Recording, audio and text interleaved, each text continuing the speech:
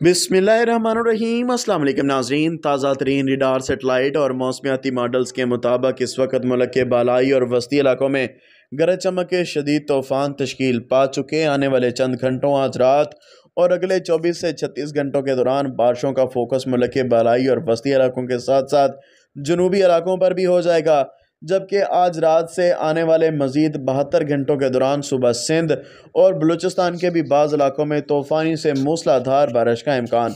शुमाल मशरकी पंजाब में तो शदीद बारिशों की वजह से सैलाबी सूरत हाल पैदा हो चुकी है और मज़ीद बारिशें भी जारी।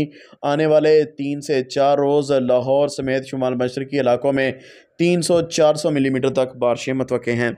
तो हम तमाम इलाकों का तफसीलन जिक्र करें तो मरी रावलपिंडी, इस्लामाबाद, खिता पोटोहार, अटक चकवाल, जेलम, फैसलाबाद, मियांवाली, सरगोदा, नारोवाल, गुजरांवाला, हाफिजाबाद, राजनपुर, डेरा गाजी खान, खोशाब, लिया, भक्कर, गुजरात, मंडी बहाउद्दीन समेत पंजाब और चित्राल, दीर सवाद, कोस्तान, सवाबी, कोहाट, बनू, डेरा इस्माइल खान समेत सूबा खैबर पख्तूनख्वा के बेशतर इलाकों में मतला बारूद रहने के अलावा बारिश का इम्कान।